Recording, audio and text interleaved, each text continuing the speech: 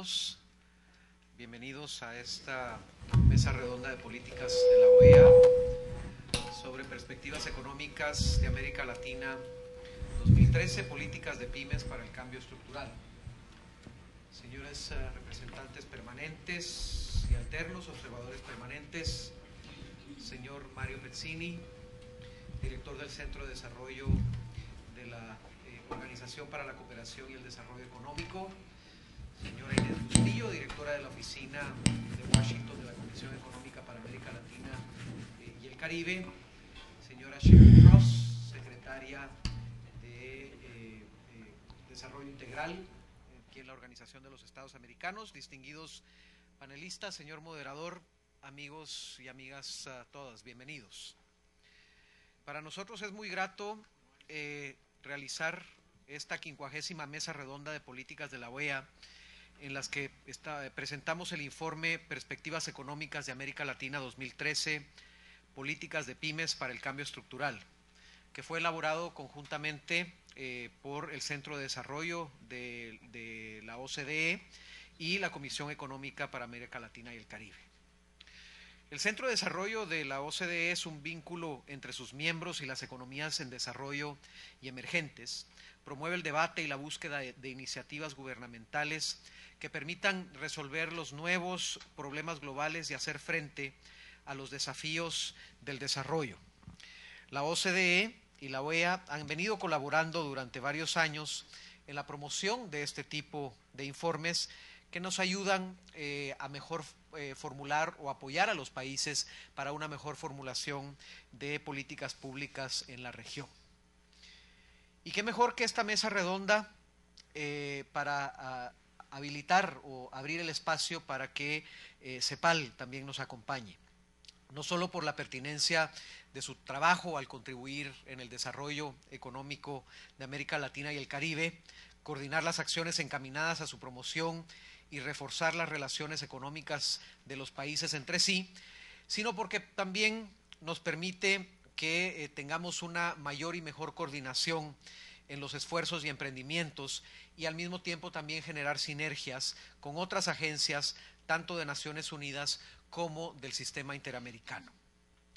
Esta es la tercera ocasión consecutiva en la que presentamos el informe, lo cual nos llena de mucha satisfacción, porque nos permite reflexionar sobre la tarea que hemos emprendido y que es parte fundamental de nuestra razón de ser, lo cual se ve materializado en la contribución que nosotros tenemos como organizaciones, como instituciones, en la lucha contra la pobreza y también en la lucha contra la desigualdad. Y al hacerlo, avanzar en programas de cooperación solidaria que favorezcan a la inclusión social en la región. La erradicación de la pobreza y la equidad social son indispensables para la legitimidad y consolidación de nuestras democracias. Por ello nos dimos a la tarea durante casi una década de trabajar un documento marco que los Estados miembros adoptaron en la Asamblea General de Cochabamba el año pasado. Me refiero a la Carta Social de las Américas, que es un complemento a la Carta Democrática Interamericana y establece que, y abro comillas, los pueblos de América tienen una legítima aspiración a la justicia social y sus gobiernos la obligación de promoverla. Y también la Carta Democrática nos señala que el desarrollo y la democracia son interdependientes y se refuerzan mutuamente. El tema de hoy sin duda tiene una gran relevancia. Los panelistas y los presentadores nos harán una serie de presentaciones donde nos presentarán el panorama de los desafíos que enfrentan las pequeñas y medianas empresas en la región y nos darán de cierta forma un mapa de ruta para desarrollar las políticas públicas necesarias para tanto fortalecerlas, pero también estimular el crecimiento de estas tan importantes empresas en la región. La importancia de ellas es central, y esto no es solo para la región, sino también para el mundo en general. Todas las economías del mundo no deben subestimar, y menos Latinoamérica y el Caribe, no debemos subestimar a las MIPYMES, pues el comportamiento del crecimiento económico de la región muestra que las pequeñas y las medianas empresas son uno de los principales participantes y contribuyentes en el desarrollo y el crecimiento económico en nuestros países. Las pymes desempeñan además un importante rol como creadoras de empleo, aportando así estabilidad al mercado laboral y contribuyendo de una manera muy importante a la democratización de las oportunidades y a la participación de los ciudadanos en estas oportunidades. Si bien su tamaño permite que las pymes tengan mayor flexibilidad para adaptarse a los cambios del mercado y emprender proyectos que sean innovadores, también es cierto que este las hace vulnerables ante la falta de sistemas financieros desarrollados y de alguna forma que reducen el nivel del acceso al crédito en la mayoría de los países de la región para este sector productivo. Otro importante desafío para las pymes es la carga burocrática y los tiempos que deben de enfrentar para iniciar sus operaciones, la cual en la mayoría de los países de la región es suficiente para llegar a disuadir al más tenaz de los empresarios. La brecha que existe entre las grandes empresas y entre las pymes sigue siendo amplia en nuestra región. Las primeras se caracterizan por ser modernas y altamente competitivas, mientras que en el grupo de las últimas el retraso tecnológico parece ser de alguna forma un denominador común. Esto nos muestra la necesidad de implementar iniciativas que permitan agilizar estos procesos y también facilitar el acceso a los trámites oficiales, aprovechando en la medida de lo posible las tecnologías de la información y las comunicaciones e incentivando la creatividad y también el espíritu emprendedor de nuestros ciudadanos. Tanto la Cumbre Especial de las Américas de Monterrey del 2004 como la Cuarta Cumbre de las Américas en Mar del Plata, Argentina, abordaron este tema. En ellas, los jefes de Estado y de Gobierno asumieron compromisos para promover la intensificación de la cooperación internacional para fomentar la transferencia de mejores prácticas orientadas al desarrollo de la micro, de la pequeña y de la mediana empresa. Asimismo, tomar las medidas necesarias para reducir significativamente el tiempo y el costo del establecimiento de las empresas en cada uno de los países de la región y que permitan de esta forma el acceso de las pymes a mayores mercados y a tener mayores posibilidades de obtener créditos. En respuesta a estos mandatos, la OEA ha desarrollado importantes iniciativas y actividades para apoyar el desarrollo de las pymes en la región. Solo para mencionar algunas, podemos comentar sobre el taller regional Innovación y Tecnologías para la Información y Comunicación para la Productividad de la Micro, Pequeña y Mediana Empresa, en la cual participaron ministros y responsables de la cartera de pymes de América Latina y el Caribe, así como también el diálogo sobre políticas públicas para fortalecer la competitividad de la micro, mediana, pequeña y mediana empresa. Este lo hicimos con el fin de promover un diálogo regional de alto nivel sobre la competitividad y también para fomentar un intercambio de experiencias y mejores prácticas de tal forma que se pueda trabajar en el fortalecimiento de las políticas públicas y de las pymes de la región. Incluso apenas solamente unas semanas, a mediados del mes de marzo de este año, la OEA organizó en Quito, Ecuador, el taller titulado de la sensibilización a la acción, cómo implementar la responsabilidad social empresarial en las pymes. Por todo lo anterior, para la OEA es un gran gusto ofrecer este espacio para presentar este informe, el cual nos llama a fortalecer la cooperación entre los empresarios y las instituciones para mejorar la competitividad empresarial, coordinar las políticas públicas para incrementar las oportunidades para el diálogo y el consenso con el sector privado, a desarrollar programas que estimulen la innovación empresarial y hacer un uso mucho más eficiente de las tecnologías. Sobre estas y otras áreas identificadas para la mejora estructural de las políticas públicas, seguramente nos hablarán tanto nuestros presentadores como los miembros del panel. Es para mí un gran gusto nuevamente darles a todos la bienvenida, pero particularmente a Mario Pezzini, director del Centro de Desarrollo de la OCDE, y a Inés Bustillo, directora de la oficina de la CEPAL acá en Washington. Una vez que hayamos escuchado la presentación de ellos dos sobre este informe, daremos la palabra, pasaremos la palabra al presidente emérito del Diálogo Interamericano, Peter Hakim, para que continúe el programa a través de la moderación de este excelente panel que tenemos preparados para ustedes el día de hoy. Así que nuevamente bienvenidos, muchísimas gracias, y según el programa pasaríamos entonces a la presentación de Mario Pezzini. Por favor.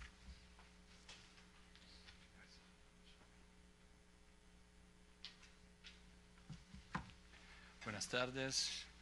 Alfonso, muchísimas gracias. Es un placer de estar con vosotros aquí, practicar de este trabajo conjunto de la CEPAL y del Centro de Desarrollo de la OECD, y por supuesto de compartir esta presentación con Inés, en frente a Peter, que es un muy buen amigo del trabajo que hacemos, a Marisa, a Daniel, a Francisco y después a Sherry. Me incumbe el cargo ahora de presentar un informe muy largo y podría entrar en diferentes detalles, ma creo que me voy a limitar solamente a tres. El primero es el análisis que hacemos muy rápidamente de la situación macroeconómica en la cual nos encontramos ahora en Latinoamérica. Segundo punto es la situación de las pymes. No vado a declinar los datos que usted puede encontrar en el informe, ma más a describir cuál es la filosofía con la cual nosotros hemos mirado este fenómeno, y al final alguna consideración de política por facilitar el desarrollo de las pymes en Latinoamérica. Tengo el honor de tener aquí en la visita también el director de la Unidad Latinoamérica del Centro de Desarrollo, que en realidad es la persona que trabaja con su equipo al Leo, como lo llamamos nosotros, Cristian Daude. Entonces, si hay algún comentario positivo sobre el informe, lo merecemos. Si hay una crítica, es por él, por favor. Ok. Vamos a empezar con la primera cosa, la lámina. No sé si hay... ¿Cómo se utiliza esto? ¿No está? Ah, ya está. Perfecto. No sé cómo cambiar, pero ya está. Ah, sí, hay dos.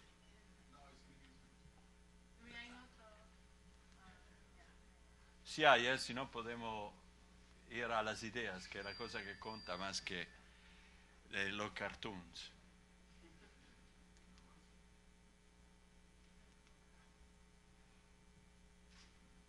Bueno, no es importante. Que me permiten de empezar con la situación macroeconómica. Bueno, después de casi una década de expansión continuada, que fue únicamente interrumpida durante el 2009, donde Latinoamérica fue pegada muy duramente por la crisis, ma que recuperó mucho más rápidamente que otros países en el globo.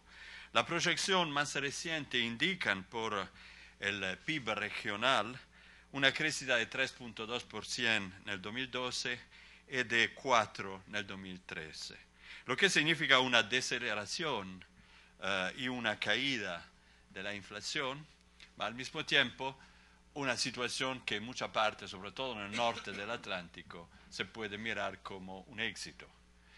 Si observamos el cuadro más general y si incluimos otra parte del globo, la performance económica de Latinoamérica no es necesariamente la mejor. Hoy hablamos por el África subsahariana de 5.1 de crecimiento y por el Asia del sureste estamos hablando de 5.4. Todavía es claro que Latinoamérica va siguiendo a ser parte de este shifting wealth, como nosotros lo habíamos nombrado, es decir, del desplazamiento del centro de gravedad de la economía mundial, que sí empezó a ser ubicado en las Azores hace 40 años, ahora ya está al confín de la Turquía con Irán, está progresando en dirección de Asia en parte del sur. Bueno, el escenario global por el 2012-2013 se caracteriza segundo la derniera análisis, ma que desafortunadamente se van siempre a corregir de este tiempo en negativo por una lenta expansión de la economía mundial y por un impacto en Latinoamérica por el lado comercial, mucho más que financiero, de la crisis en la parte norte del Atlántico. Aquí hay una representación del crecimiento y de su característica por Latinoamérica. Un punto particularmente significativo creo que es la tendencia que se puede mirar de los precios de la materia prima. Esto porque una parte importante del crecimiento fue tirado para la materia prima, es que se prevé en perspectiva es que el precio de la materia prima se va a estancar y a permanecer a un nivel elevado, mas sin aumentar todavía. Esto, por supuesto, va a crear una serie de consecuencias sobre la economía latinoamericana, que son principalmente dos del punto de vista de nosotros. En Latinoamérica el crecimiento ha permitido también una aumentación de la renta fiscal. Sabemos que en términos general el fiscal revenue sul PIB en los países de la OECD es más o menos 35%. En Latinoamérica no es el caso, la renta fiscal es mucho más baja. En la parte central de Latinoamérica, es decir, en el Mesoamérica, estamos a niveles de 12-15%, incluido a México. Es inmediato observar que con este nivel de recaudación fiscal, la posibilidad de hacer política pública anticíclica o procíclica es extraordinariamente baja. La misma consideración no se aplica en toda Latinoamérica. Argentina, Uruguay, Brasil, en parte menor Chile, tienen una capacidad de recaudación fiscal más alta, ma permanecemos a niveles limitados. Con lo cual, si ha habido una ventaja de oportunidad por hacer política pública estructural, de manera a afrontar los retos fundamentales de Latinoamérica, esta capacidad se está reduciendo. La segunda consideración, entonces, es que necesitan estrategia de crecimiento en cada país, de manera a utilizar los residuos que permanecen de capacidad fiscal, o incluido hacer un movimiento decisivo en dirección de reforma fiscal que soy tan necesaria. Ahora, si esto es mi primer punto, esta es la situación al fondo, ¿cuál es la necesidad de intervenir con política pública, sobre todo de naturaleza estructural, en el caso de las pymes? Es evidente que cuando nosotros hablamos de grandes empresas, estamos hablando de empresas que en su propio interior pueden tener los recursos por hacer el que rende débil la capacidad competitiva de la empresa latinoamericana, en particular la capacidad de innovación y desarrollo. Como sabemos, en la OECD, l'I+D+I sul GDP representa más o menos 2.4%, en Latinoamérica estamos en un porcentaje de 0,8%, mucho más baja, un tercio, en particular el que bajo es la capacidad de inversión de las empresas. Ahora, no soy las grandes, en consecuencia soy sobre todo una empresa pequeña y mediana. Podemos representar entonces en general el campo de las pymes como un campo prioritario por fortalecer la economía general de estos países. En segundo lugar, la capacidad de atracción a sus grandes empresas de la política pública parece más limitada de lo que pensábamos hace 10 años. Entonces, sí se puede intervenir fundamentalmente sobre esta empresa que presenta una característica mucho más campesina que nómade, y con lo cual entonces los gobiernos nacionales pueden interactuar. Ma, ¿qué soy la pymes? Lo decía ya Alfonso, y vado a retomar este punto. En verdad, cuando hablamos de pymes, hablamos de grandes empresas que son pequeñas y que un día van a devenir grandes, pero no es la realidad. La grande mayoría de las pymes permanecen pequeñas y la grande mayoría de las pymes se puede compartir en diferentes grupos.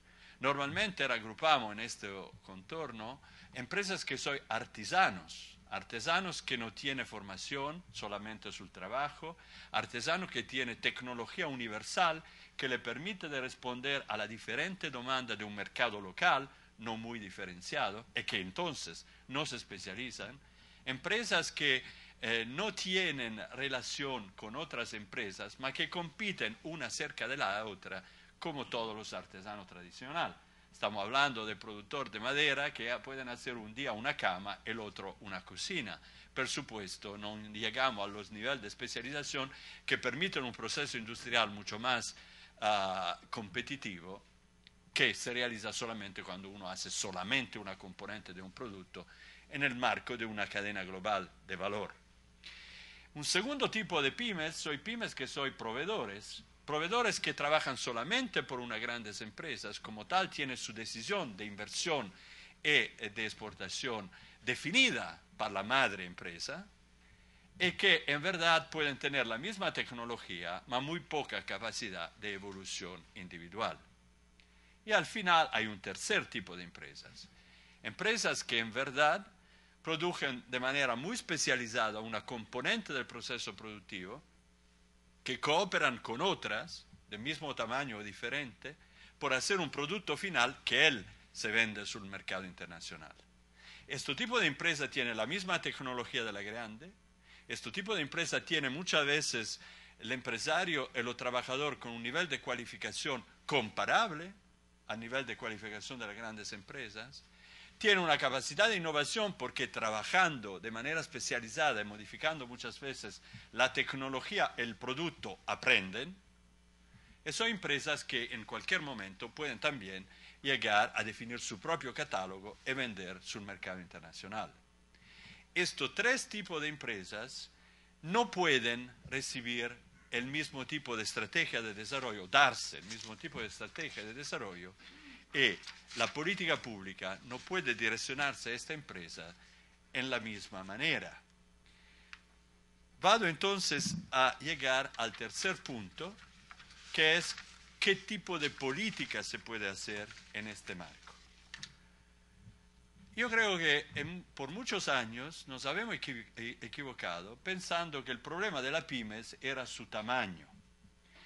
Hoy sabemos que en muchos casos la economía de escala son muy pequeñas, en mucha fase del proceso productivo, cuando el proceso productivo es discreto. Si estamos hablando de la producción de petrolquímico, no. Es un proceso que no se puede cortar en fase discreta.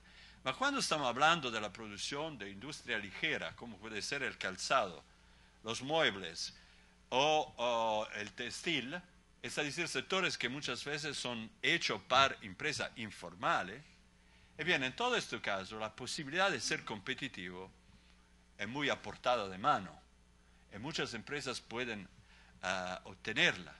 Hoy los maquinarios están alimentados por energía eléctrica, y la energía eléctrica es disponible en todos los lugares. Entonces uno podría decir que una misma maquinaria en un garage o 100 maquinarias del mismo tipo, una cerca de la otra, sobre el mismo techo, tienen más o menos la misma productividad. El problema de la pymes no es tanto de ser pequeña. El problema de la pymes es cuando soy aislada. Cuando una pymes es parte de un sistema que si lo observamos bien, parece una grande empresa sin el techo, su capacidad competitiva es absolutamente asegurada. Entonces la cuestión es, ¿vamos continuando a hacer política individual, por empresa individual, o intentamos de orientar la acción, la capacidad de aumentar la competitividad a este conjunto de empresas? Que me permiten un pequeño ejemplo. Yo soy ignorante en muchísimas cosas, una de estas es la electrónica. Entonces, en mi casa escucho música con un impianto que compré yo. He hecho el error madornal de comprar un muy buen amplificador y box que soy mala. El sonido que entiendo es el resultado de la componente peor de mi sistema. Parece que es una ley de electrónica, lo descubierta después, que había gastado mucho dinero. El resultado es que la misma cosa se aplica a los sistemas de pymes. Si hay un producto que es resultado de muchas pymes que hacen las diferentes componentes y una de estas componentes es mala, el que se vende en el mercado internacional es más o menos determinado por la componente mala. Aquí entonces la lógica de la política pública debe direccionarse a este conjunto y no a una empresa individual, porque no trabaja de manera individual. Y si lo hace, significa que es un artesano tradicional y que probablemente en poco tiempo va a ser eliminado por la competencia de los precios que llegan de importación que vienen de otros países emergentes que tienen mucha capacidad competitiva y al mismo tiempo nivel de salarios que son muy bajos. Es decir, que no hay alternativa hoy sino de ser más rápido a innovar que decimos los chinos a copiar. En este sentido, entonces, la sola alternativa es esta capacidad productiva. Mas si es verdad que estamos hablando de un conjunto productivo y no de empresa individual, a este punto el problema es cuáles son las políticas que fortalecen este conjunto productivo. Per supuesto, la simplificación administrativa, per supuesto, la reforma regulatoria son fundamentales. Per supuesto, el trade ayuda siempre, mas no es bastante. Habíamos hecho por muchos años política en este campo. Observamos también a nivel internacional que los países que son más fuertes en doing business del World Bank no son necesariamente los países que tienen el crecimiento más elevado. Entonces uno debe considerar otras cosas. Y decimos así, un primer nivel es esta cuestión del conjunto de empresas. Un segundo nivel es que la misma empresa, con el mismo maquinario, la misma gente, si está en Rosario, si está en Santiago del Chile, o si está en el desierto del Sahara, o si prefieren de Atacama, no tiene la misma productividad. Porque su capacidad de ser productiva depende también de servicios de logística, de servicios de contorno, que en un caso soy mejor que en el otro. Con lo cual, una política por la pymes no puede ser una política sectorial solamente de un ministerio de actividad productiva, ma es necesariamente conectada a política de infraestructura, a política de servicios y a otras. La cosa de la cual estamos hablando, más que una política, es una estrategia. Y necesita una cosa fundamental, es decir, coordinación entre la diferente acción pública. Ma esta coordinación horizontal es muy débil en muchos países. Países de Latinoamérica como en otros países en el mundo. Se trata de realizarla y cómo. Todos sabemos que la inversión no soy muy conectada. Muy evidente cuando hablamos de una escuela y de una calle que te puerta a la escuela. Muy evidente cuando hablamos de una escuela que tiene una computadora, pero no tiene conexión con Internet porque la Secretaría de Telecomunicación no se ha coordinado con la Secretaría de Educación. Esto es un ejemplo muy claro a todos y bien se aplica mucho también a la cuestión de pymes. ¿Dónde está en los gobiernos estos niveles de coordinación? En muchos casos no existe. Tercera consideración es, ¿cuáles son los actores que trabajan con las pymes? Por supuesto, si se hace política pública, pueden ser los gobiernos nacionales. Pero la mayoría de las veces, la primera persona que va a ubicar un empresario de pymes es el alcalde o es el gobernador del estado o de la región. Uno no puede pensar que es solamente el gobierno nacional que está involucrando por hacer este tipo de políticas, sobre todo cuando se trata de ayudar un clúster, una red de empresas que están cooperando entre ellas o que trabajan una conjunta al otro. Este segundo nivel de coordinación vertical aparece seguramente indispensable. Ahora, políticas de esta naturaleza en algún caso se han experimentado, mas permanecen experiencia aislada. No se ha un cuadro preciso de intervención gubernamental y la CEPAL nos va a contar qué pasa en este campo, que es muy pobre en verdad, en Latinoamérica. El tema aquí es, si ponemos en marcha política, cómo vamos a evaluar y verificar que efectivamente funcionan de la manera apropiada. La creación de objetivos misurables y de una política sustentable parece indispensable. En muchos casos no estamos hablando de muchísimo dinero, porque la idea inmediata que viene a todos es de pensar que la política por la pyme se hace con subsidios directos a las empresas. Y esto es un error, que me permiten, por evitar problemas diplomáticos, de hacer referencia a mi país, donde en el sur de Italia se han dado por muchos años subsidio directo a las empresas, esperando que esto habría producido inversiones, sobre todo innovante, no sé cómo se dice, innovadora. Y bien, El resultado fue que los empresarios que no sabían cuál era la nueva tecnología iban buscando la misma maquinaria que ya tenían. El resultado fue que en muchos casos no se produjo ninguna innovación, que se contribuía a crear una mentalidad tal vez de asistencia y al final a deprimir la capacidad de innovación. Termino diciendo que uno no puede pensar que sea solamente el sector público que interviene en este campo. Como decía antes, en muchos casos las pymes son proveedores de grandes empresas. Y unas grandes empresas tiran su capacidad competitiva también de la naturaleza de los proveedores. Si hablamos entonces de una intervención de los gobiernos, en muchos casos, uno debe pensar también que las grandes empresas son interesadas a modificar su relación con las pymes. ¿Estoy inventando el paraíso? No. Todas las grandes empresas en los países que conocimos, incluidos los Estados Unidos, en los años 80 y 90 han redefinido su política de proveedores, creando relaciones que no eran más con proveedores dependientes que trabajaban con una sola ventaja, un costo más bajo. Todo el mundo se ha tomado cuenta que por ser innovador necesitan también haber proveedores inteligentes, como se habían llamado en esta fase. Y por haber un proveedor inteligente, necesita que el proveedor también haga innovación, haga inversión y no sea sofocado para una sola relación de dependencia con la empresa cliente.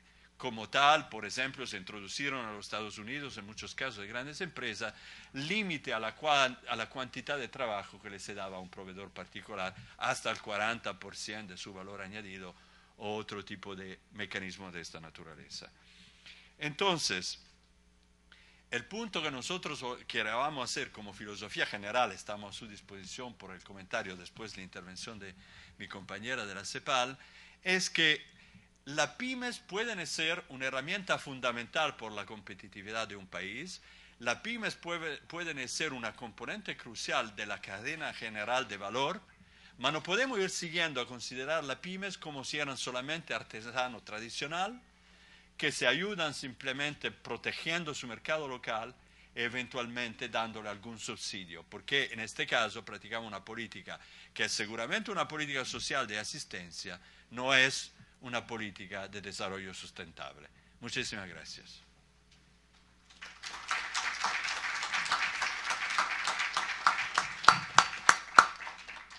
Muchísimas gracias, Mario, por esta excelente presentación. Y no sé si para el resto de la audiencia, pero para luego de escuchar lo que Mario nos presentó, se me han roto algunos de los paradigmas que yo tenía en relación con las pymes, pero me parece muy interesante lo que nos ha presentado. Invito ahora a Inés Bustillo de CEPAL a que nos haga su presentación, por favor.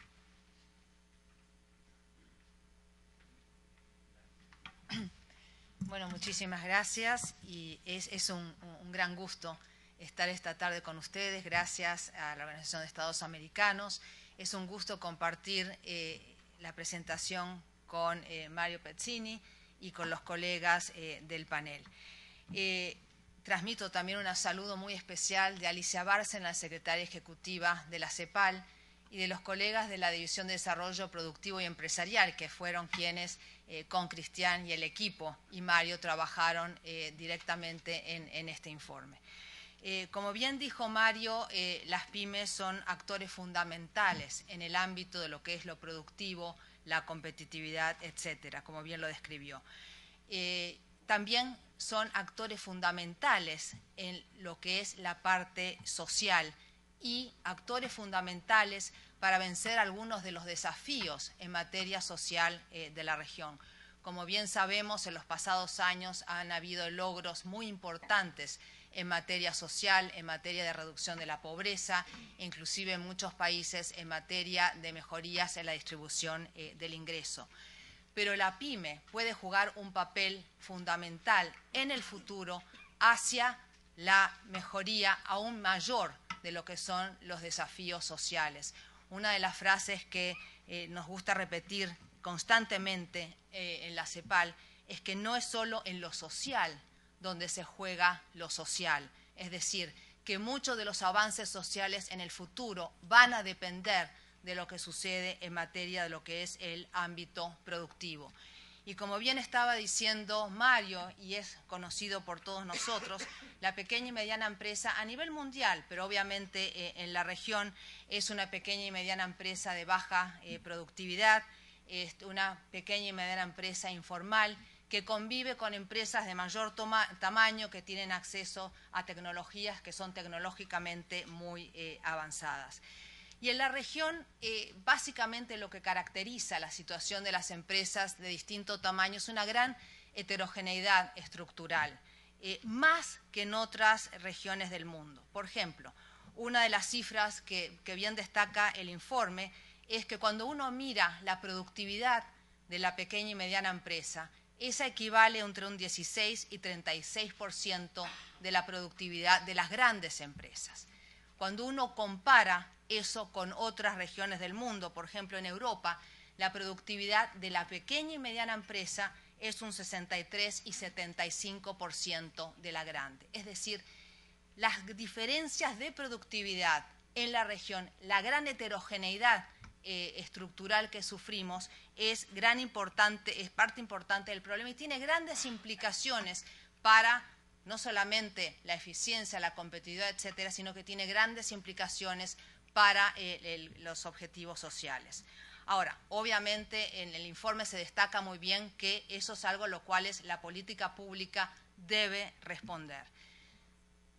El informe destaca muy bien cuáles son los distintos cuellos de botella y a los cuales me voy a referir para la política pública y los que la política pública tiene que solucionar de la manera tal como Mario estaba diciendo, una política pública coordinada, coherente, sostenible en el tiempo, integral, pero también flexible. Primero el tema del financiamiento, que es un tema que está muy en el tapete. Menos del 15% del crédito total en la región está destinado a las empresas de menor tamaño. Y existe, a pesar de muchas políticas y muchas intervenciones, etcétera, existe gran brecha, persisten las grandes brechas en cuanto a acceso a condiciones y costos de financiamiento. Segundo punto, el tema de los elevados requerimientos de colaterales y que las empresas no cuentan con las garantías requeridas para poder acceder al crédito, a pesar de, nuevamente, intervenciones muy novedosas en los últimos años. Complejos requisitos burocráticos y técnicos, regulaciones, papeleos, etcétera. Obviamente, estaba diciendo el tema del costo. El costo es mayor, las tasas de interés que pagan la pequeña y mediana empresa son mayores. Ahora, no solo es un problema de oferta, no solamente es un problema de demanda, sino que es demanda y oferta al mismo tiempo. También por las características particulares de la pequeña y mediana empresa, hay un problema de demanda y de autoexclusión. Ahora, este problema que estamos singularizando, el problema de las pymes, obviamente hay que verlo en lo que es el contexto y lo que ha sido la evolución del sistema financiero en la región, que ha sido a lo largo de los años y de pasar de una banca de tipo relacional a una banca de multiservicio. Segundo tema que también ya Mario se refirió, el tema de la tecnología, un tema que es tan crucial para un crecimiento mejor y más sostenido. Cuando uno mira las actividades de innovación, es básicamente en los cuales vemos una alta concentración de inversión en maquinaria y equipo y básicamente es imitación tecnológica. Ya Mario se refirió a lo que es cuando la inversión como porcentaje, innovación y desarrollo como porcentaje del Producto Interno Bruto, que en la región es muy inferior a otras regiones del mundo. Es decir, el problema de la pyme se inserta en el gran problema de los grandes desafíos tecnológicos de la región, pero tiene particularidades y singularidades muy importantes que hay que tomar en consideración.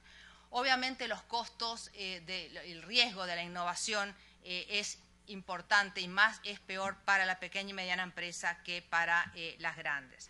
Nuevamente persiste el tema de la brecha y el tema de los costos. Por ejemplo, mientras que en Bolivia el precio de conexión a la banda ancha representa, de 1 megabyte, representa el 31% del Producto Interno Bruto, mensual. En Japón eso asciende solamente al 0.06%. Es decir, imagínense, si esos son los costos que se enfrentan en general, imagínense lo que eso implica para la pequeña y mediana empresa.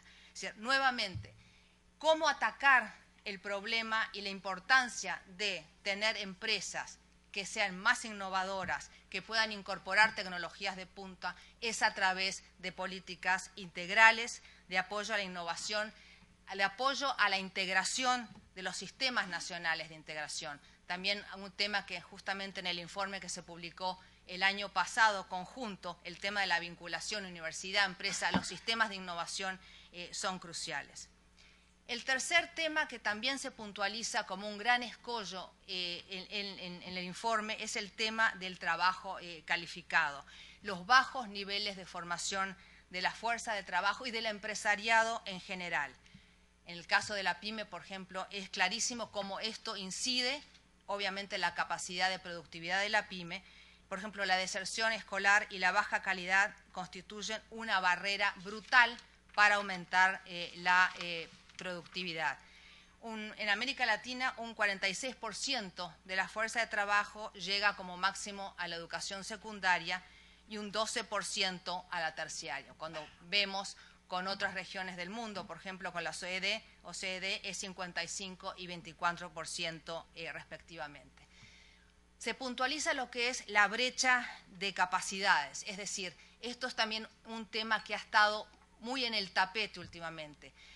Lo que producen los sistemas educativos y las competencias que demandan las empresas. Esa brecha de capacidades que es fundamental atacar porque es nuevamente una gran barrera a la productividad de las pymes y a su sostenibilidad en el tiempo. Y obviamente todas las encuestas muestran la dificultad que tienen los empresarios para encontrar mano de obra calificada. Ya para terminar, y recordando lo que dijo Mario, una característica fundamental del informe es el énfasis en la política pública.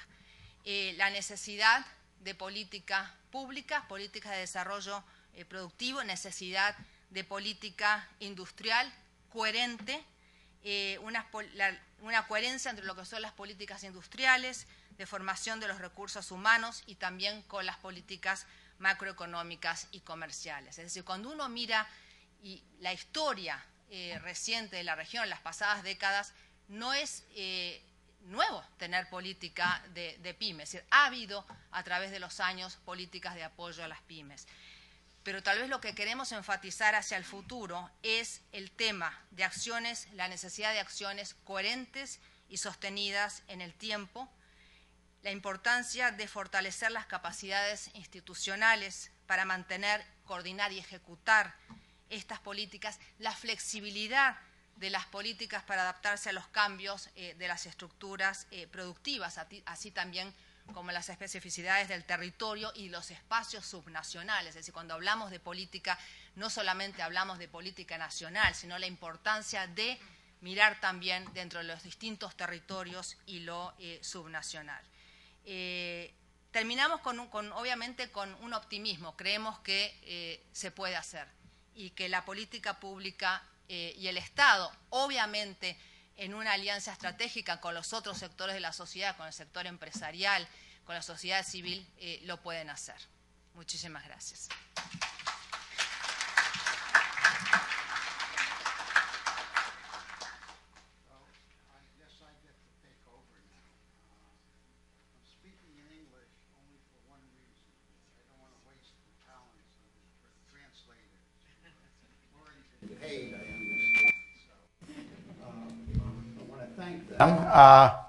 Oops. We need an engineer besides the translators. In any event, it's a real delight, an honor for me to be here. I must say again, because I was invited once before to be a moderator or be on a panel for, I think, the first report of the OECD here when they began to do the view of the Latin American economies. And I've been waiting to see if I'd ever get invited back. And I was very pleased to be invited back.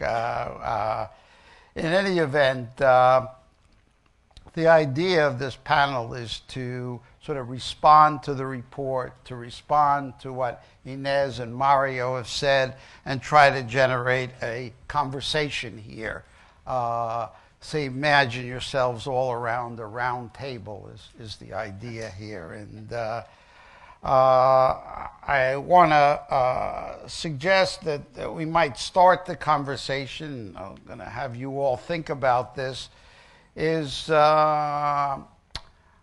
two parts, really. One, the report has two parts. One deals with the macroeconomic indicators, what's going to happen in Latin America over the next couple of years, what are the problems and challenges, and what are the opportunities. And reading the report, or I can't say I read the report, but sort of looking at the report, I get the impression that the report says, well, the news isn't so good, but the news isn't so bad either, and just the contrary. And the question is, that doesn't seem like a very sort of inspiring message. And I'd like to sort of get the panel to at least suggest what could really open up new opportunities in Latin America? What could push it back to sort of the growth it had in the first decade of 2000? Or, on the contrary, what is it that could sort of leave Latin America in the lurch? That it could be worse than it is today. But it's sort of, you know, it's not really a strong dish. It's not really a sort of dish with a lot of spice in it the way it's today. It's sort of, you know, it has a little bit perhaps of sauce on it, but it's very sort of moderate. And the question is, what would change that? Secondly, the question that I sort of, as I look through the session on PYMEs and hearing Mario and Inez about the PYMEs, the SMEs, and Inez began to address this somewhat. But I said to myself, why bother with SMEs? Why bother with this class of, why not get the economy right? Why not make the countries business friendly? Why not make the countries attractive to investors generally? Won't that do the job? Why do you have to focus on, you know, one sector or the other? Shouldn't you just get the whole thing right and move forward? And are the recommendations for the PYMEs any different than they are for sort of getting the big companies or the little companies in order? With that, I'm delighted to have a really excellent panel today. And let me just say that I've taken so much time in the introduction that I probably won't have time to do justice to their introductions. But in any event, I will do my best. And on my right is Daniel Runde, a friend who's the director of the Project on Prosperity and Development. He's going to say some good things about Latin America. At the Center for Strategic and International Studies. He's also holds a chair at the CSIS in global analysis, and he's on various boards. He worked at the World Bank and the UN, and we're delighted to have you here, and we're going to give you the floor in a second. And on my immediate left is Marise Jover. Is that okay? Perfectly well. Okay. Who's the Director of Economic Development, Trade, and Tourism here at the Organization of American States. I know her as one of the leading trade specialists around town who seems to know everything about that, and I didn't think of her as also an expert on small businesses, but I guess she is as well. And again, she has a long, distinguished history here at the OAS and does a lot of things outside as well, and we're delighted she could be with us today. And then on my extreme left is, I guess, the only private sector person here, and we're delighted to have him.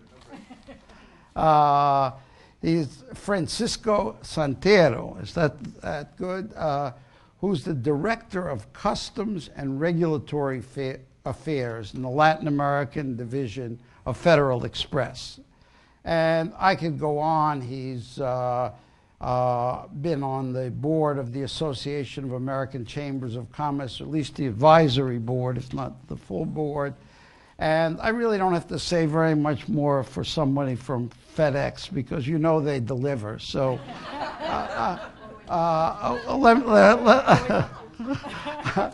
and he says always on time. We're great. No. Let me turn it back to Daniel Rundi and to get this conversation going. Thanks, Peter. Great to be here. I'm going to do this in English as well. My Spanish is tinted with a heavy Argentine accent, and I suspect I'll do this better if I do this in English. But let me just say a couple things. I thought the report. My take on this was that there were 10 great years. We've had very good economic indicators. 21st century has been good for Latin America, really, and I think some of it having to do with a series of macroeconomic reforms that many countries have undertaken over a period of several decades, better governance in terms of economic governance, increased openness, and increased competitiveness of the economies. And I think that I was having lunch today with somebody from Colombia, and we were talking about a number of countries have had changes in governments but have maintained what we'd call in Spanish políticas del Estado, that you've had políticas del Estado regardless of the change in government. I think that's been very important to much of the success of Latin America. I was in Peru 6 weeks ago, and I hadn't been there in 10 years, and at least Lima is another city. It is day and night, and I don't know if anyone who's Peruvian, but I congratulate you. It's really quite impressive. Of course, people talk about Brazil, they talk about Mexico, in Chile as countries that have done very, very well as well. So my take on the report was that, look, we've had some really great years, some of it driven by commodity prices, some of it driven by other factors, but we need to do more, we need to go further. One of the drivers of future prosperity is about SMEs, and they listed, I think, in quite a lot of significant detail, ways in which governments can support the SME sector around access to finance, and I'll talk briefly about that, around innovation and around education. And I want to comment on 3 of those briefly, and then I want to suggest some areas that weren't in the report, or at least I think require a far deeper conversation if we want to support the SME sector in Latin America. First, so let me comment on access to finance. I think certainly I worked in a past life, which not in my biography, is I worked at Citibank in commercial banking in Argentina in 2000 to 2002. Not really good years to be doing that.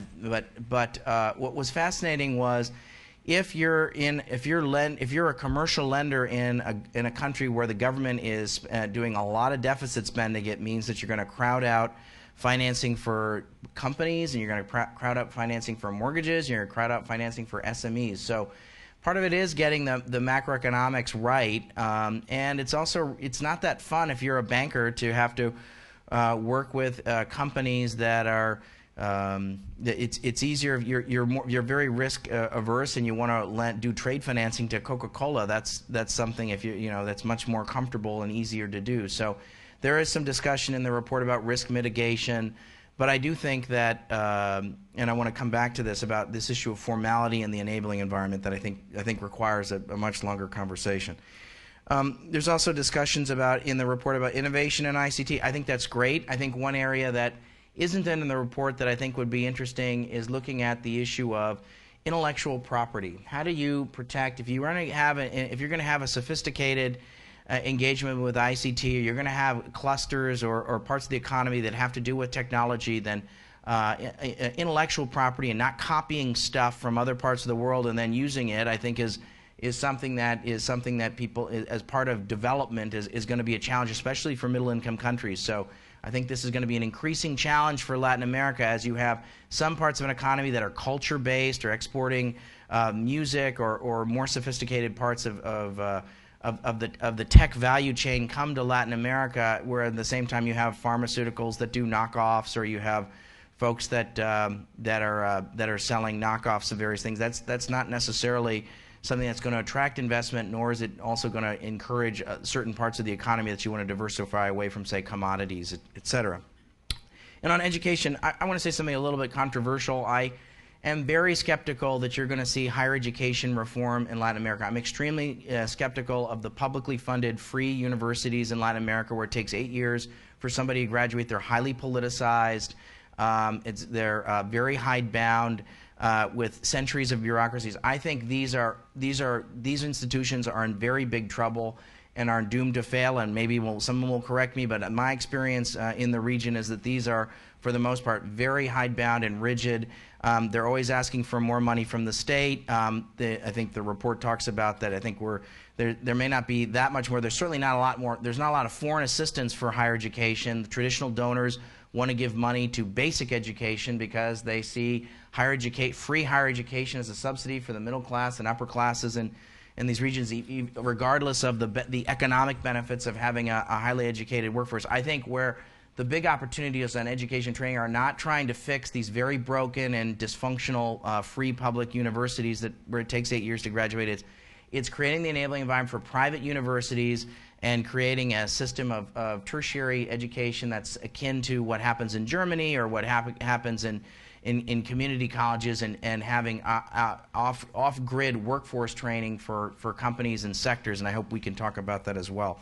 Let me just touch on two other things that are not in the report that I think deserve a lot further discussion, or are only touched on briefly in the report. One is on the issue of formality. Yes, it's true that how countries do in terms of reforming their doing business indicators doesn't necessarily mean that they're going to be great. They're either going to have sort of growth that's equitable, or necessarily that they're going to have the highest levels of growth. But I would say that it's a pretty good proxy for looking at the kinds of economies or countries that are trying to change and making change. Only 6 of the 50 top reformers of doing business since 2005 are in the region.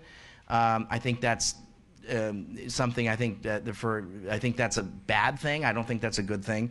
The country, of course, with the highest, the greatest ease of doing business in the region is Chile. I think if people don't want to compare themselves to other countries in the region, I think everyone should aspire to have the same sort of doing business environment as Chile does. So I think if you don't want to say, well, I don't want to compare myself to South Korea, or that's too hard, or I don't want to compare myself to the United States, fine.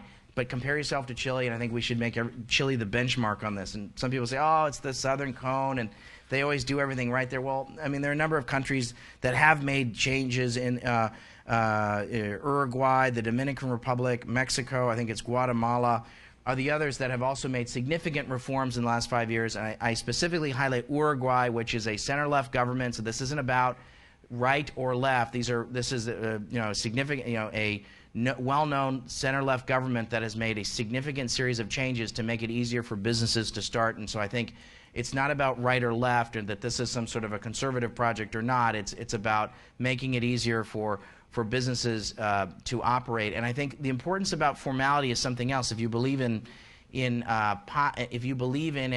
a strong state, you want people to pay taxes to finance that state, because there's not going to be more foreign aid. The boom years of foreign assistance of overseas ODA is over, and so whether it certainly you're not going to see financing from that spigot. It's going to come from raising taxes domestically. And so what you want is, you don't want economies. Many economies in Latin America have 75% of their GNP in informality. That's bad. It's bad for the state, and it's bad for growth of SMEs. You can't get access to bank finance. You can't, and you can't participate in a serious way in your society. So, and you have it in some countries as low as 25%. But those are huge chunks of the economy are in the informal sector. So I think fixing informality, I think, is the thing that I would want to see happen. And then the only other thing I would say is, when we look at you asked the question, Peter, about what would change. I do think one of the things that is going to change more broadly in Latin America is there are going to be a series of countries that are going to become greater energy powers than they already are. Argentina is spending a lot of time, perhaps counterintuitively, it's a very populist, center-leftist government, is talking about how proud they are to be world leaders in fracking. I want you all to think about that for a minute. If you follow the debate here in the United States about fracking, some people on the left say fracking is bad. But in the country of Argentina, they plan to be the world's leader in fracking, so they're very proud of that. So I think you're going to see the energy revolution isn't just coming to the United States. It's also there's sort of there's a series of knock-on effects and benefits to the region as well. So I'll stop there. Thank you very, very much, Dan. I hope you're right that Argentina can do that, but I'm a little more skeptical than. Marisa. Yes, I'm going to attempt to answer your second question, and your question, why not fixing the economy and why focusing on SMEs? I think that if you want to improve your enabling environment, this is good for both large and small businesses. I think these are two separate questions. We should definitely government should try to improve the enabling environment.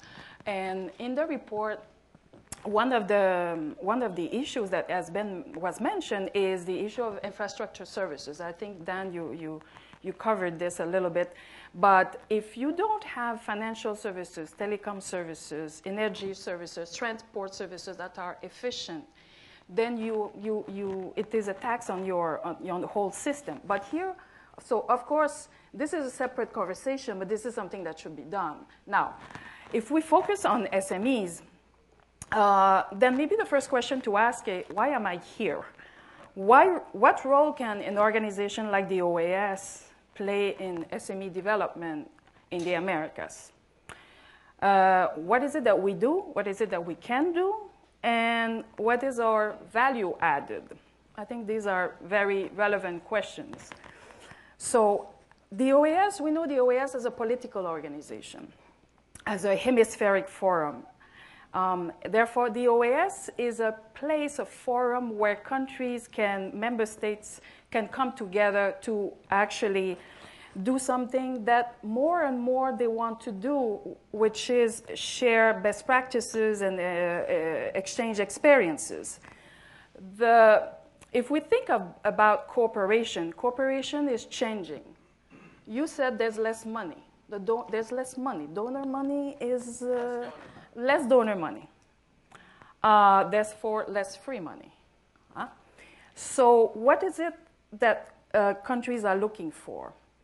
They know how to build schools. They know how to do a number of things. What they want to know is they want to share, they want to learn from each other in terms of, in the case of SMEs, they want to learn from the experience of others, what has worked, what has not worked, what could be improved, and they want to be able to, therefore, what I say learn from each other is, and here at the OAS, this is a phrase that we hear all the time, talk about horizontal cooperation, to listen to others. And therefore, at the OAS, one of the things that we have done, and the countries have requested us to do, a member state, is to promote this dialogue of authorities responsible for SMEs. And this is done at the vice ministerial level. And Alfonso, in his opening remarks, referred to that. So again, now, stemming from this, what more can we do at the OAS? In sharing their experiences, countries have identified something that the OAS is well placed to do, which is to strengthen the institutions that are working with SMEs. We're not the MIF, we're not the IDB, we cannot help the little PYME, little SME, but what we can do is provide a forum for countries to share their experiences with respect to how to strengthen those institutions. What works, what has, as I said earlier, what can work, and very specifically, out of this dialogue that we have had over the past few years, one project has emerged, which is to concretely, what type of institution can a country establish or improve in order to actually help those SMEs. And one specific project that we are working on and that also is being implemented in other parts of the hemisphere, we're working with Caribbean countries, CARICOM countries, to adapt what we know as the Small Business Development Centers here in the US to the unique realities of the Caribbean, and to see what can be done in order to have a place where if you are a micro enterprise, a small enterprise, you can actually go talk to a person and get assistance. What type of assistance can you get in those centers? Long-term, one-on-one assistance. And the idea also is to ensure that given, therefore, that donors' money is very limited these days, to be able to measure the results of that particular initiative and of those professionals, be able to say, what is it that you did with our funding? How can you actually show that by helping those SMEs, they have grown or they have created jobs? I want to, for the record, mention that the United States government is funding this particular project.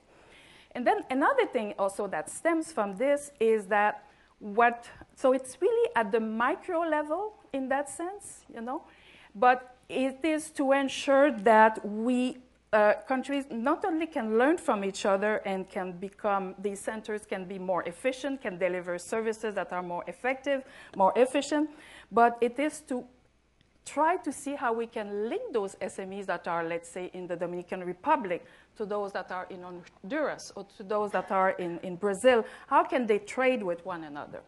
Okay? So that's one thing that is, I think, and as I said, our member states have been very interested in promoting this type of exchange to see how concretely they can learn from each other and therefore, take the best of what is out there. Another point that I want to mention in terms of SMEs, and this is something that's addressed in the report, it has to do with innovation. And it's been said earlier today that there is a very low innovative capacity of MSMEs in Latin America. No? And this is in part linked to, or a result of, and Ines, you mentioned it, of the national innovation systems. The fact that these national innovation systems, they actually are, they represent these complex set of relationship between the private sector, the universities, and the government research institute. There is no necessarily connection. What is being researched is not developed. What's being developed is not protected. What's being protected is not produced. It's not produced and it's not sold. It's not commercialized. Though there's no link. On this continuum, there's no connection. And I think this is one place where we, as OAS, we have in the past few years worked with not only SMEs but high impact SMEs, what we call high impact SMEs. SMEs, they can actually grow from using innovation. And again, speaking about the fact that OAS member states want to share their expertise, their experience, we are in the process of preparing a number of case studies where we show that the link, the public policies that have been put in place by some member states to actually ensure there is this link between government research centers, the private sector, and also the small enterprises that are really there. And this is something quite important, because this will ensure that, in fact, as I said, you go from what is research is actually going to be sold. Okay, so there is, I think, this tendency to to forget to think that nothing is going on in Latin America on innovation because they don't innovate, they don't know what to do. But actually, there are some quite interesting initiatives in South America, and one of which I want to highlight is the State University of Campinas in Brazil, that actually has been able to do what I was just mentioning, which is to ensure that the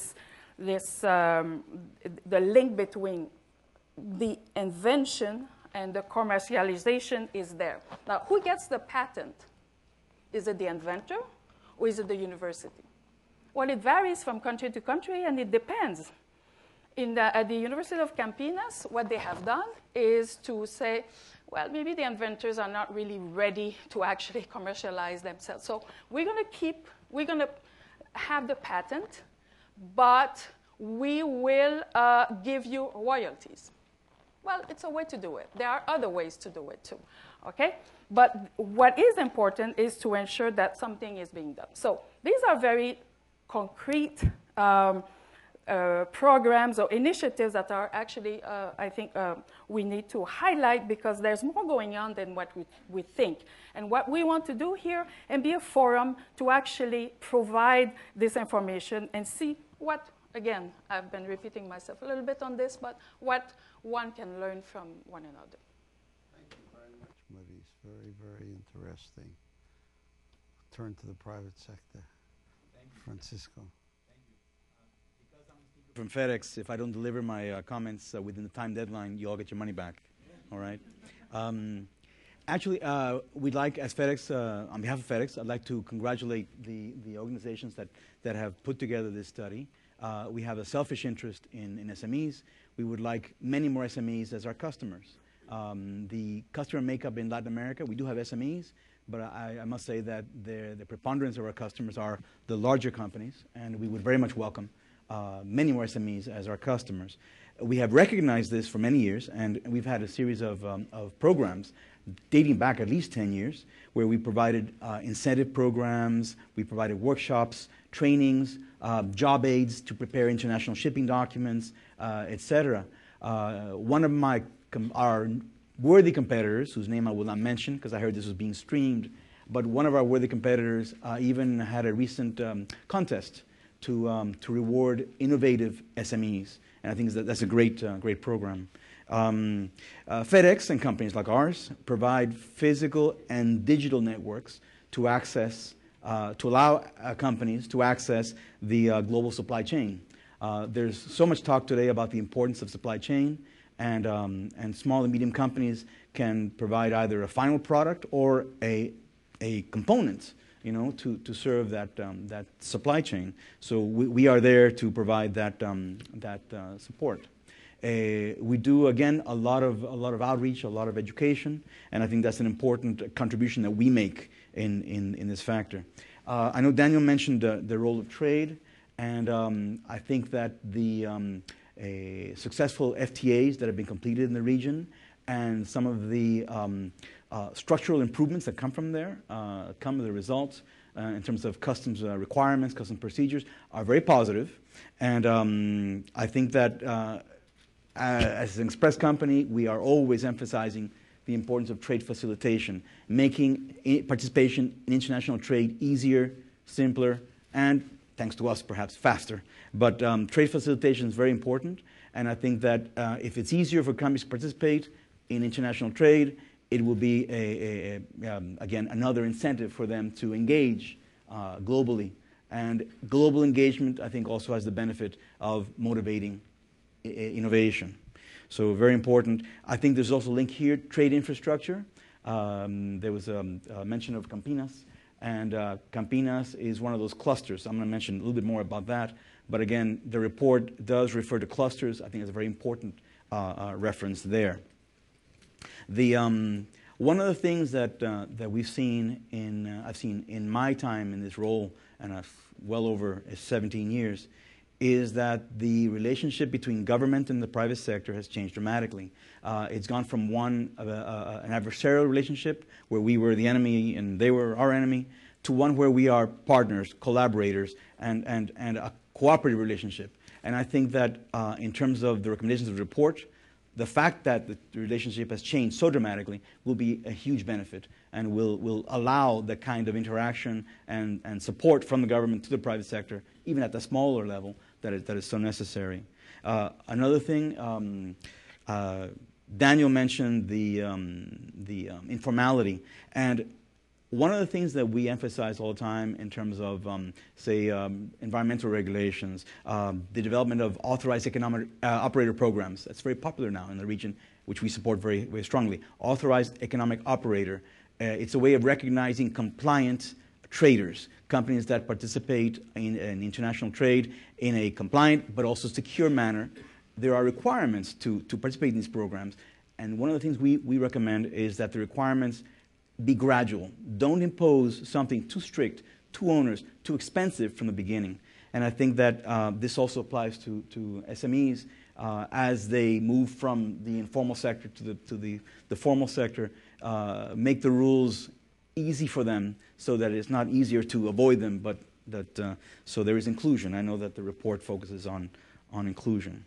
Again, I think that there's also a movement in the region to achieve integration in terms of customs rules. There's a lot of cooperation between the customs services of the region. I think that this is also a very positive trend, and it's referenced in the report that greater international integration and collaboration will also support an overall growth of the SMEs.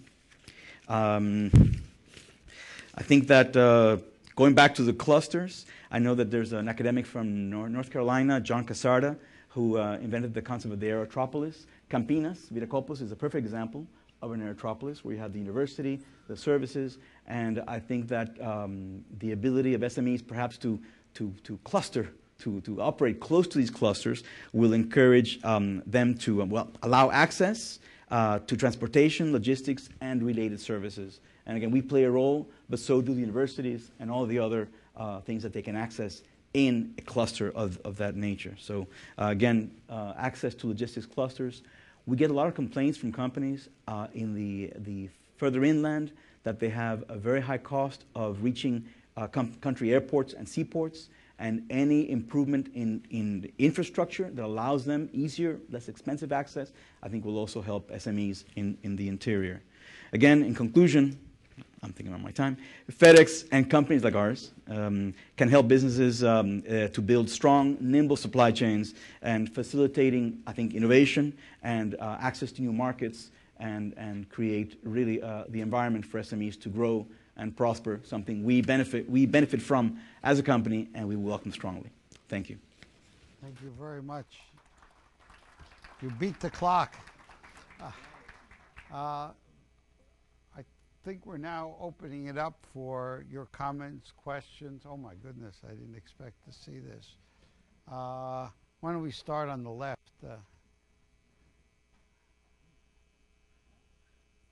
Just tell us who you are and why you're here. No. I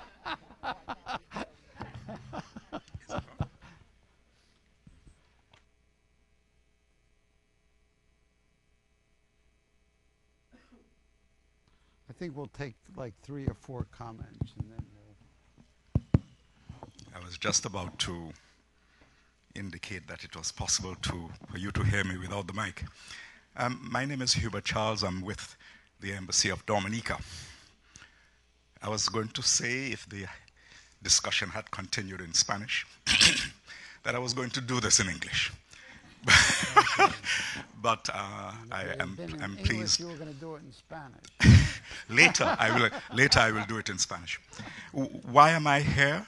I came with the intention of really getting some ideas as to how the Latin American experience with support of SMEs could benefit another region. Of course, whenever Latin America does well for Caribbeans, it is actually quite good.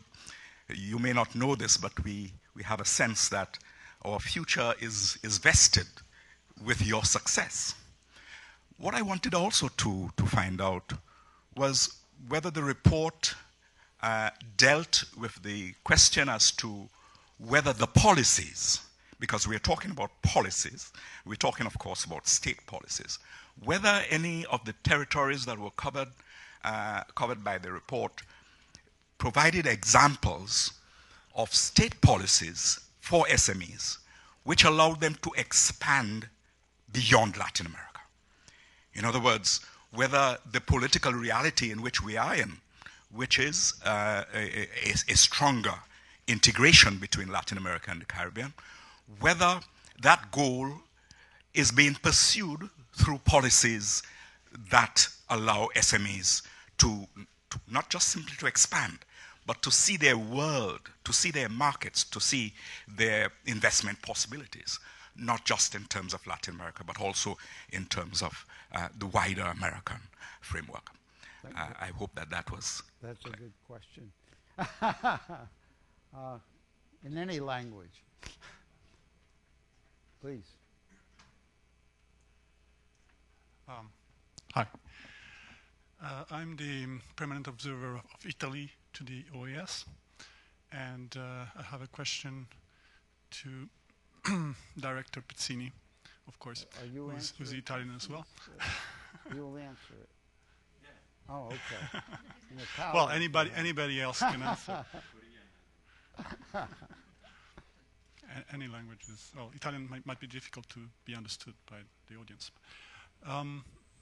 Yes, because he made reference to the need of horizontal coordination. And, well, in Italy we have this great experience of industrial districts. Italy is well known in Europe because it has the highest number of SMEs in Europe. And this industrial district experience, a sort of cluster that you mentioned before, allowed in many cases, sometimes successfully, this coordination among local authorities and the private sector. And right now we're even transferring some of these experiences, these positive experiences, in the field of marble. For instance, we have an industrial district in Carrara, and we are exporting this experience in Brazil very successfully. We have other good examples in the field of jewelry, silk. Well, in the textile, there are problems too. So my question to Director Pizzini is, why are some districts successful and other still in crisis, for instance, in the textile business? And if this model can successfully be exported to Latin America, to which extent? Thank you. Thank you very much. Go ahead, you next. Good afternoon. My name is Luis Liguria. I'm the CEO of the Young Americas Business Trust, an NGO part of the Organization of American States. I have a comment and a question, and it's in terms of what has been said today. We talk about innovation, we talk about human capital, we talk about infrastructure as key driver for competitiveness, and as something that is important to promote and encourage in our region. But something I was surprised that we didn't mention was the role of young people and young entrepreneurs and the impact that they can provide to the development of the region. I know within the OAS it took us 3 summits, the 4th, the 5th, and the 6th Summit of the Americas, to make sure that young people was taken in consideration and became a social actor. What is it going to take for the next report that you guys present to actually have a serious look at the impact that young people and young entrepreneurs are doing, having in mind that when we talk about young entrepreneurs in Latin America and the Caribbean, we're not talking about micro enterprises. We're talking about really world-class entrepreneurs that have what you guys just mentioned, innovation, technology-based, and the creativity that we have in Latin America and the Caribbean. Thank you. Thank you very much. Take one more question. This better be a good one. I was getting worried that all the guys were taller than me, you know. I was looking at this microphone. Good afternoon. My name is Nestor Mendez. I am the ambassador of Belize. One of the challenges that I think we have faced, and I'm sure it is not relegated to Belize, is the fact that in many of the smaller economies, small and medium entrepreneurs tend to depend perhaps too much on government to get started. They want the government to shoulder too much of the risk. Not only help me get a loan, but also, will you be a signator? Will you be one of the guarantors of the loan? Will you protect my product once I start producing? And if something goes bad, then the government is the one that has to shoulder most of the loss. Are there any experiences, any way to get beyond this obstacle? Because I think if we can get beyond it and encourage some of our entrepreneurs to take a little more risk, perhaps we would be better placed to grow our economies. Thank you. Why don't we let the panel respond, and then we'll let you respond to the specific question that was addressed. Daniel? So let me just, I want to speak to the issue of youth. First, I'll shamelessly self-promote CSIS. We've just started a new initiative on youth as a cross-cutting issue across the think tank that I'm with, because we see this as both a security and a prosperity issue. And so I do think that I'm glad you did raise this. And I don't know, I'm sure you have the statistics, but if you look at the folks that actually start businesses, it's generally they're certainly under the age of 50 for the most part.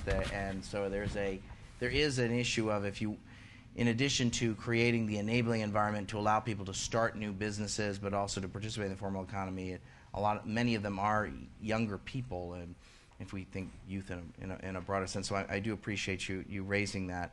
On the issue of the state, in terms of companies being too dependent on governments, I think it's a question of public policy. It's a question of saying, okay, well, we're gonna create there's gonna be a different, we're gonna do things differently. And I think there are all sorts of negative outcomes to having crony capitalism, or having providing financing to your friends, or having too much regulatory interference. I think these are significant issues, and I think part of the doing business agenda, in addition to saying we want to have people participate in the formal economy, meaning they're going to be paying taxes, is that on the flip side of that, they're actually going to have access to private sector financing, and that they're not necessarily going to need governments to back them up, if you will. Two comments. The first question from Ambassador Charles from Dominica, on examples from Latin America with respect to how to expand beyond Latin America, or beyond the hemisphere, beyond the neighborhood. I'm going to mention something that's not necessarily included in the report, but that's something that's going on now, which is the 4 countries, Chile, Mexico, Peru, and Colombia. They are known as the Alianza del Pacífico, Pacific Alliance. And they are in the process of deepening their integration, so to eliminate tariffs, but not just tariffs, to have free trade in goods, services, but also movement of capital and labor, with a view to exporting to Asia. And one element of this is the following. The big question in trade, and that also is a key question for SMEs, and the report, and you Francis, you mentioned it a bit, is the issue of global value chains. Nowadays, when we take a product, we see made in China, but it's not made in China. It's made in the world, and you have different tasks, different steps, because it's not just about products, it's about services also. Therefore, SMEs have or could play a role. But in this hemisphere, this is something that a number of international organizations, and certainly countries, are looking at in terms of, and this is why I was referring to the Alianza del Pacífico, Pacific Alliance, because they are looking at this and how can we help our SMEs take advantage of this. And this is something the Caribbean can do. Not maybe in goods, but in services, certainly. And one thing that we would like to do here is, because if you ask me for case studies in the Caribbean on global value chain, I asked around and we don't have any. But it's not impossible to actually show that, yes, service providers from the Caribbean, or obviously from Latin America, and can actually be part of a global value chain. And in that context, instead of saying, well, I'm not competitive, I don't have a comparative advantage to produce a computer, but maybe I can do back office, maybe I can do other things. And that is also to view production of both services and goods differently and say, yes, yes we can. On the issue of the young, thank you, Mr. Hakim. On the issue of the young entrepreneurs, I think that the very nature of the skills or the interests that young people have will, I think, push them to the forefront of the entrepreneurial class. It's the young people that have the skills in terms of computing, electronics.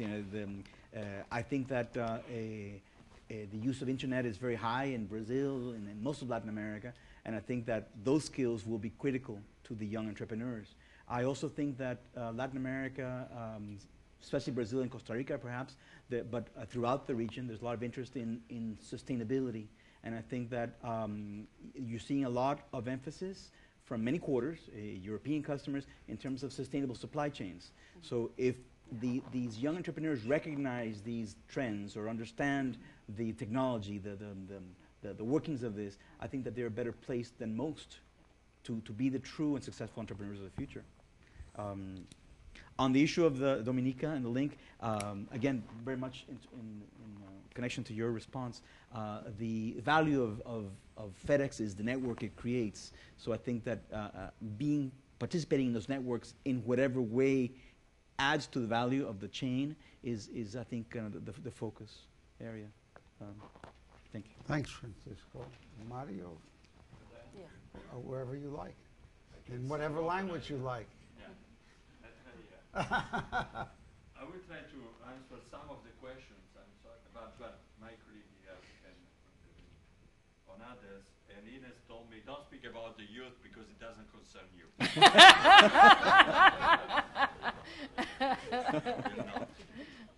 So for those that have been born between the two Punic War, as it is my case, let's try to address some of the others. And please, allow me to abandon the hat of the economist and try to enter in issues that are more common in this house, and I think they are extremely important. Because sometimes for certain discussion, an economist is indispensable as a bicycle is indispensable to a fish. Now, when it comes to why small and medium-sized firms, the question that Peter addressed, I think that I would have three answers. One is economic, the second is social, and the third one is political. As for the economic question, it's enough to look at the amount of small and medium-sized firms that compose an economy to understand that when we speak about economics, in reality, very often we operate what is called a metonymia. We take a part for the whole. We speak about large firms, intended multinational, pretending that we are representing the economy. Let me just give you an example. In the period of Fordism, when Fordism was considered to be the system of management, only 30% of the economy were managed through Fordistic criteria and principles. The economy is something much larger than what we consider is part of the everyday life and therefore concerns the small and medium-sized firms as well. The majority of policies that have been put in place in all OECD countries, and not only in developing countries, for strengthening the competitiveness of the economy, in reality, have been policies largely oriented towards large firms. In particular, in these years, when the crisis has affected so strongly employment, we have put in place what we are capable to do. Limit the incapacity of large firms to deal with flexibility in the market by supporting the employment in the large firms. This is not the case with small firms that are in a position in which it's relatively easier to lay off people, but for sure we have not done policy for those firms.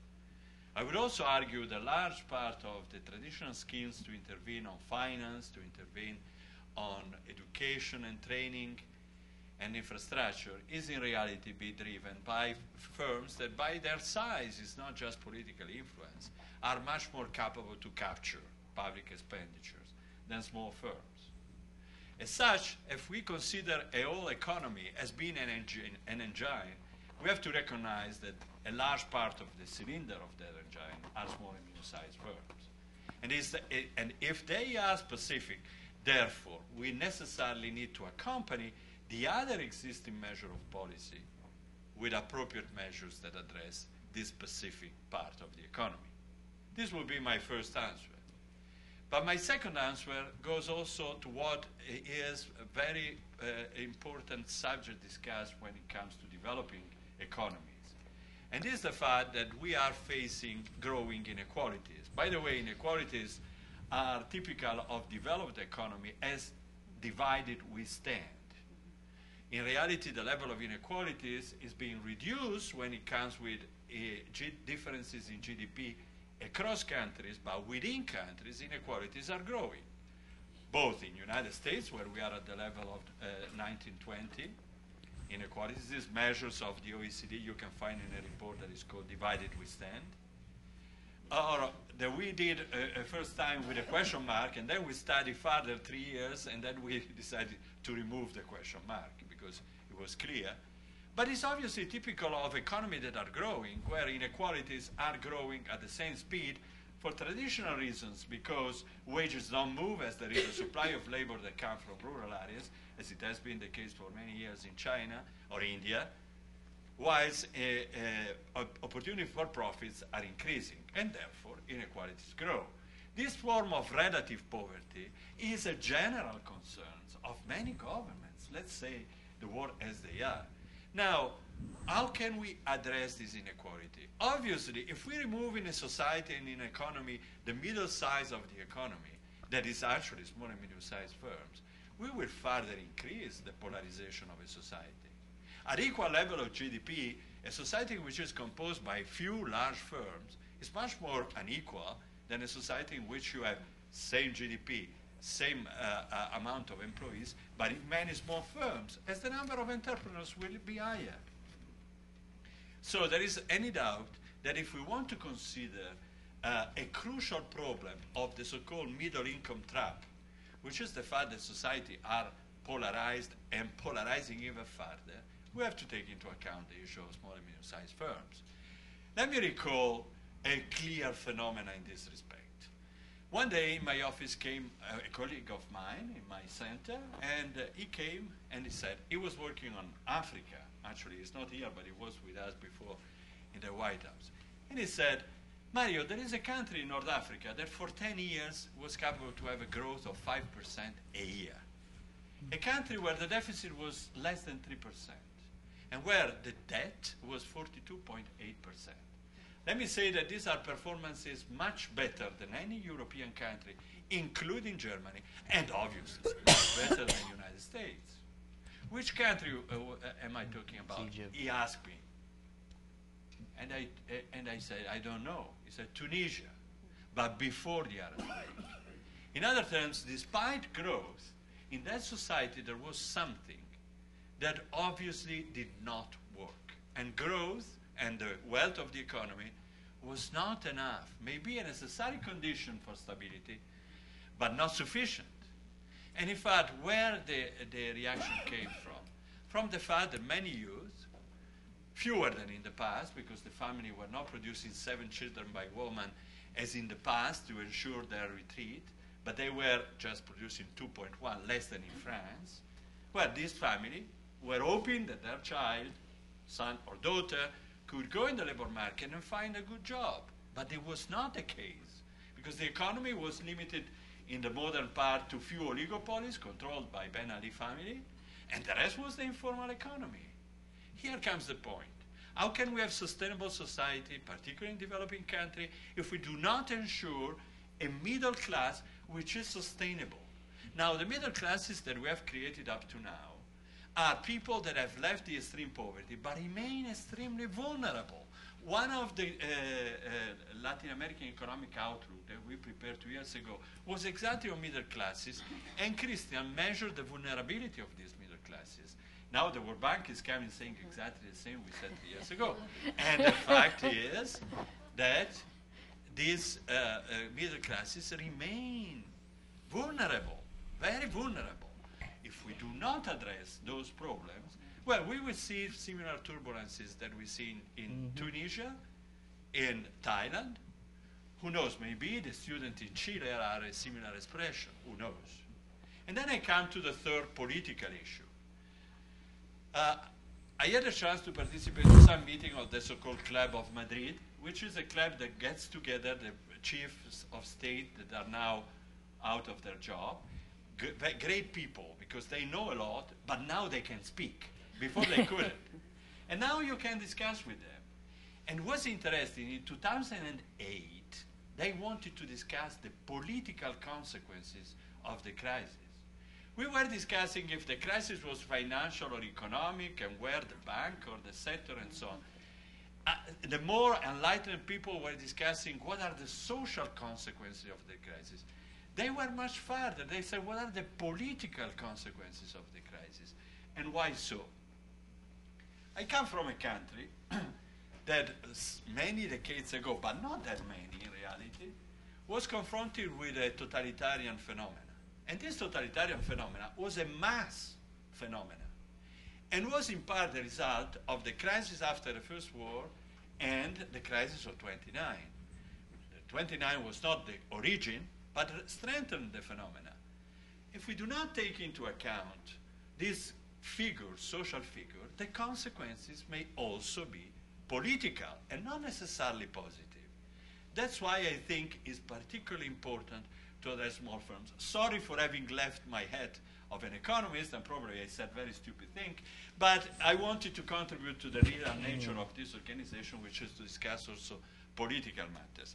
Let me now address just two other points, and as I said, youth is not for me. I like very much what you told us about the nature of the organization here. And in particular, you strengthened the importance of policy dialogue. What is the OECD that was created 52 years ago? It's exactly that. Is you take a group of countries and you organize a policy dialogue so that every 6 months, the Director General, not even the ministers, those that remain in charge, and not those that change for every election, get together and exchange practices about the implementation of policies. Was it beneficial to the OECD country? Don't ask me. I work for them. But I guess that it was the case. Now, what can we do about policy for small and medium-sized firms in Latin America or in other parts? Exactly to guarantee the same type of mechanism. Because there are experiences everywhere. The Council of Innovation in Chile was established only 6 years ago. For the first time, and is confirmed in the second Kirchner administration, Argentina created a Ministry on Innovation, Lino Barañao, that didn't exist before. Mexico is changing the policy for innovation. Peru is trying to create one. And Colombia is using the royalties to do policy in innovation and regional development. These are examples that are already appearing. Can we learn from each other? I do think this is fundamental. And finally, about industrial district. Industrial district is a strange phenomenon. I was working in a university, I was studying a university in Italy that is called Modena. And we were speaking about capitalism, large firms, things, and so on. And the mother of the friend of mine that were studying at the university were paying the studies of these people working at home with a machine. And we were saying, oh, this is medieval stuff. We didn't consider this story.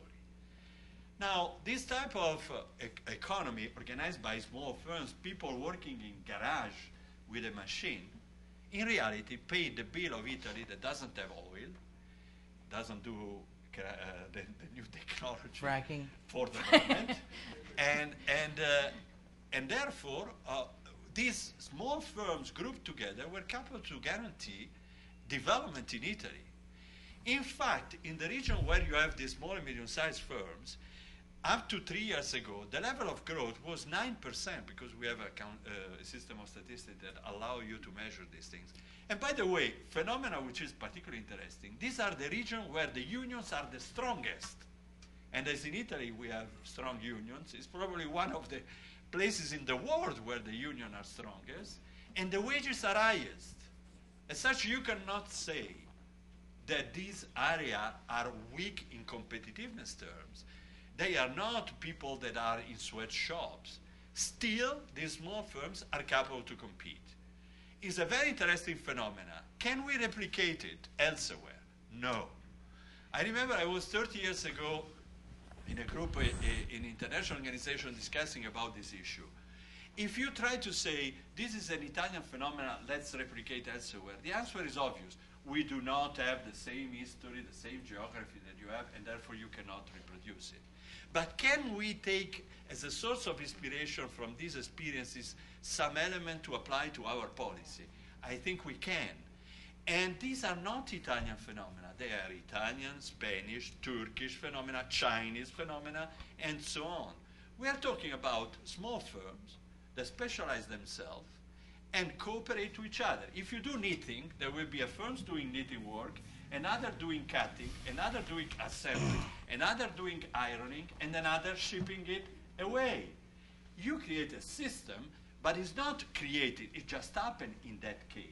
In many other cases, can be the result of services that you provide, not subsidies, services, helping these firms to become more competitive and be a part of a productive system. When we heard about federal... Mario, I was told that I had to deliver this to Alf. Yeah. I finished by saying that what you described to us about logistics is a clear example of relation between firms. And you exist if there are strong relationships. If everybody is working in an autarkic way, it doesn't work.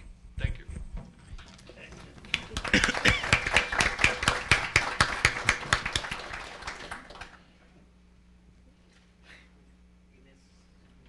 I think, I don't know, I see some of the people on my panel looking at their watches, but go ahead, Ines. Okay, I'll warn you. Brief, Peter. No, just the issue of youth that Mario didn't want to talk about. You made a very great point, and your organization... The microphone. On the issue of youth, you made a great point, and you and your organization has done wonderful work in recognizing the potential for entrepreneurship among youth and fostering it.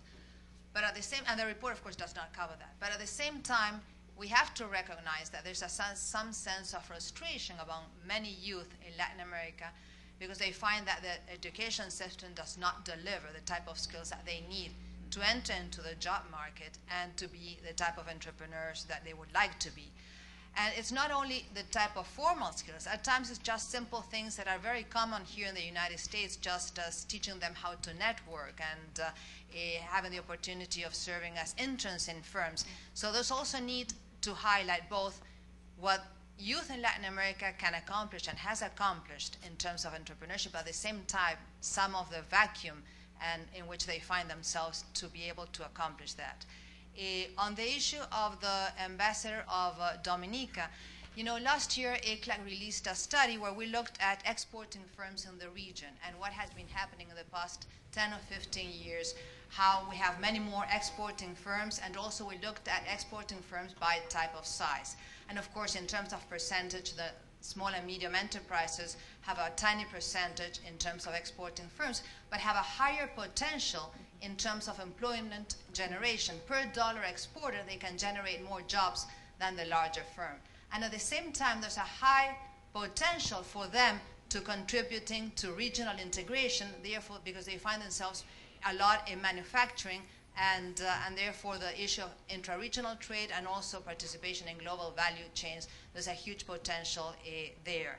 And finally, on the ambassador of Belize, there's a chapter that addresses precisely some of the changes and important experiences that have been taking place in terms of provision of financing.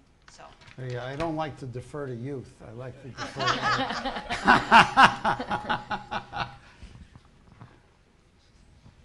Thank you very much. Particularly someone so young shouldn't have the final word. Well, actually, the final word is someone that's even younger than I am, Sherry Truss. And before giving the floor to Sherry, I want to thank the panelists balanced, and I want to thank Peter for having managed that so well as he always does. So to close the event, let me invite Sherry Truss. She's the Secretary for Integral Development here at the OAS.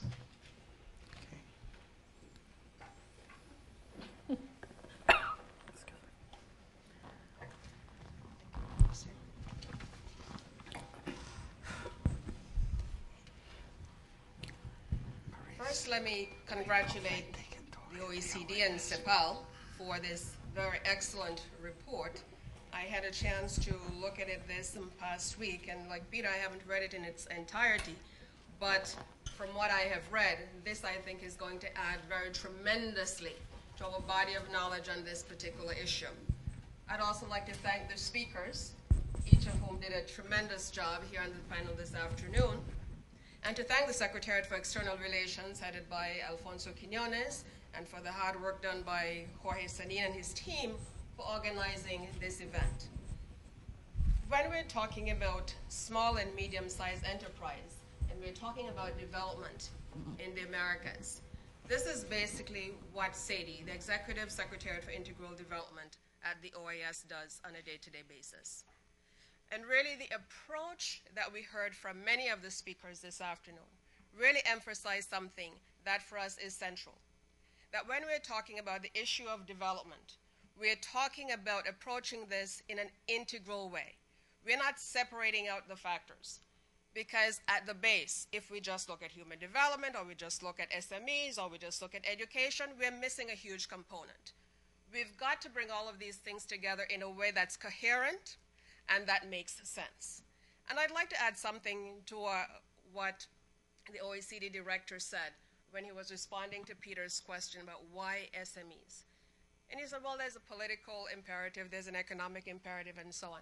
But I'm going to add something which occurred to me as I was listening to you.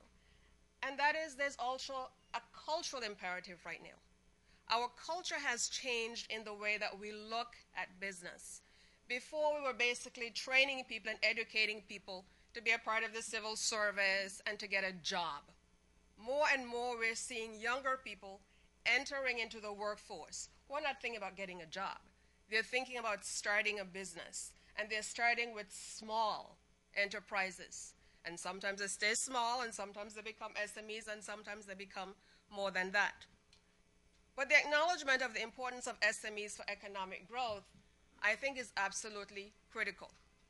What we saw in the study is that 99% of the businesses in Latin America and 67% of employment comes from SMEs. Those are staggering statistics, which we can't ignore in terms of their import. But it also opens up, I think, an interesting and accessible window for entrepreneurship and innovation. That's something that SMEs does for people in our countries. It's not only good for the economy, but it's a tool for social inclusion. And here at the OAS, I think you're seeing us talk more and more about that. Secretary Quiñones, in his opening comments, talked about the Social Charter of the Americas, which is a new instrument that the OAS adopted in June of last year, and we hope to have a major launch of it in May, just a few weeks from now, before we head into the next General Assembly. SMEs, as everybody has said, have a significant role in both developing and developed countries. And that's one of the reasons why, when I was told about this particular study, and I thought, okay, OECD and CEPAL looking at this. So we're looking at some developed countries and we're looking at some developing countries. What does that underscore? That SMEs really is something that we talk about across the board. It is of importance. It is of significance. Whether you're in the Dominican Republic, whether you're in Honduras, whether you're in Dominica, whether you're in Belize, whether you're in Italy, or Brazil that I saw a little while ago who just left. It's important for all of us. And I think that is also reflected in terms of the participation that we have here this afternoon. And in some ways, this report is already launching for us the kind of conversation that we need to have in terms of talking about cooperation, horizontal cooperation, in terms of talking about coordination. So let me reiterate some of the main points that speakers touched on that I think are important takeaways. And these include the need to adopt policies that create the enabling environment to support economic growth and SME development. We've heard a lot about that this afternoon. We've heard about access to financing. But in addition to that, I'd say also access to information. Because one of the things that we're hearing as we're working with SMEs in different countries is that they don't really have the information on where to and how to access affordable financing at the appropriate levels that they need for their businesses. And that's one of the areas I think where we can be helpful. We also heard a lot about emphasizing an integral approach to development at the level of policy coordination. Innovation is one of the areas within SADE that we're beginning to put, I think, a lot more emphasis on. And I believe is going to be key to our efforts going forward. Because innovation and the use of technology come together in an interesting way, not only to improve cost efficiency and bolster competitiveness, but we're seeing that even at a policy level, a senior policy level, this is becoming a part of the dialogue. At the Summit of the Americas last year in Cartagena, Colombia, one of the areas that the heads of state and government addressed, and we have Inez Bustillo here from CEPAL, and they're the broadband people for the Americas. This was one of the areas that the heads took on board. This is no longer something that's incidental, like just happens. This is a part of the integrated and integral policy discussion as we're looking at this issue. And then several of the speakers talked about the importance of education. We can't get away from that. And this is education across the full spectrum. We're talking about academic preparation. We're talking about professional and vocational training and being able to match the skills to the needs of countries and to the needs of businesses. So these are some of the studies that we're undertaking as well within the OAS to be responsive to what it is that member states need. And I'd like to add something that I believe is also useful for the discussion. And that is the notion of sustainability as a business. And this, I think, is not something that we've talked about a lot. But when we're looking at the triple bottom line, competitiveness, profitability, and market share, it's also important to think about that in terms of how we can do it without necessarily compromising resources for the future generations. There is a perception very often that innovation, research and development, this is something that's done at large corporations, right? Well, at the very beginning, we talked about challenging perceptions. And I think we're seeing that a lot of innovation is happening at the level of small and medium enterprises. A few weeks ago, I was in Quito, Ecuador, and I was taking part in an award ceremony for something called Cradle to Cradle. And there was this very small company in Quito, a packaging company, that had developed an innovative manufacturing process that was energy efficient, used all recyclable materials, did not use any harmful chemicals, and they opened up their process to a team of international experts, US, Europe, who came in and looked at their process, as they said, at a molecular level, from beginning to end, including working with their providers. And at the end of that, they determined that this particular small company was doing such a tremendous job in terms of its innovation and its energy and eco-efficiency that they were awarded the first cradle-to-cradle certification in the Americas. Innovation happens everywhere, and small and medium enterprises can be key for that. So, I hope that as we leave this afternoon, having listened to these excellent panelists and the writers of this report, that we will think about what this all means in terms of a dialogue shift, perhaps, in terms of realigning policies to promote SME development, but more than that, to strengthen, really, our horizontal cooperation, to promote regional integration, to encourage the sharing of best practices and lessons learned. We've heard from some of the ambassadors how important it is for them to be able to learn from the experiences already lived, the lessons already learned, so that they can move forward without having to make the same mistakes. And I think just the very composition of the participation that we have here this afternoon, because we've got government representatives, we've got representatives of multilateral institutions, we've got research organizations, we've got the private sector. This is one of the things that the OAS does very well. Marie's mentioned it, and our OECD director mentioned it. The OAS brings value in bringing together the different actors who are working on a single topic from different perspectives and bring them together so that we can have a coherent whole. So I wish to thank you, and I hope that I will see you again, perhaps when we have the 4th report, but even before then, we will have lots of activities on development, and I urge you to come out and support. Thank you.